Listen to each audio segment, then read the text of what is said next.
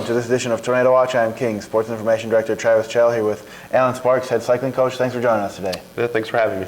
Had a great season to start the fall, and the mountain bike season ended up with King's first ever Southeast Collegiate Cycling Conference championship, and then follow that with the USA Cycling National Championship as a team and then a couple individuals. Can you talk about how reaching that goal and the progress that was made throughout the year to reach that? Yeah, sure. Last year, coming up, we had a very minimal mountain bike season. Went to nationals with only a couple people, and we wanted to grow that, and we had the opportunity to do that with some new students coming in. Over the summer, we set our goals, headed into conference with a full squad of 10 to 11 people, and we were able to capture the conference championship by focusing it for each race and doing what was required from each rider. Yeah, and then the national championship was a pretty good weekend up in Snowshoe Mountain, West Virginia. Corey Rimmer took home multiple national titles, as did Casey Armstrong, and the team came away with the first ever USA Cycling national title for cycling in any concentration. Can you talk about that weekend and then maybe the importance of Casey and Corey on the team and their leadership? Yeah, sure. I'll start with Casey and Corey first.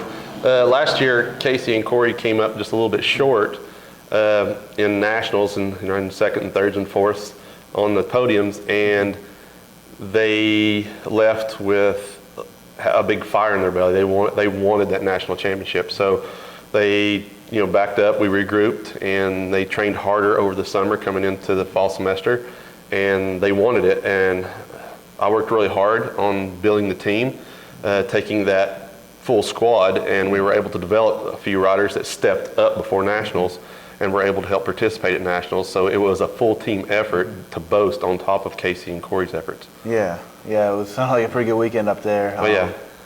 That's for sure. Decent weather for the most part, I believe. Not much time between the end of that and cyclocross, which starts here this weekend. King is hosting cyclocross race for the second year in a row here right on campus.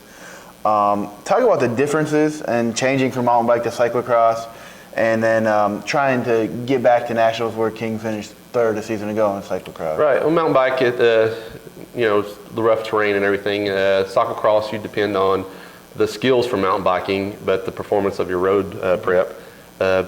Coming up this weekend, we'll have here on campus, and should have several schools here with us.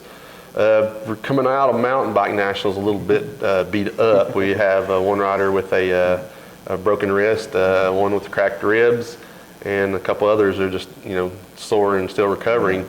But we're going to be a little slow starting out, but we should pick it up near the end of the cyclocross season and into nationals. We're looking to improve on third place last year. It's going to be difficult. Some teams have stepped up. Some more riders and competitions got a little stiffer, but we should be able to do that or better than what we did last year.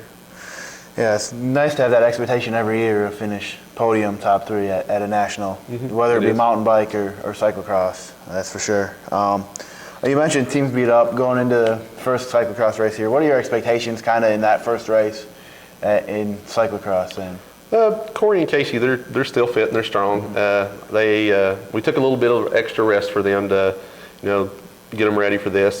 They've been training and they're feeling good. So coming in, the depth, we'll be missing a little bit of depth, but our heavy hitters they'll be there, and I expect big things from them. Anyone else to look at that fans come out they might want to see that could be sneaking up to that Corey and Casey level? That's big shoes to fill. Yeah. But we definitely got people improving. Kyle Ellis, he's a strong rider. He's one of the riders coming off of the ribs. So I don't expect a whole lot from him, but I do expect him to step up.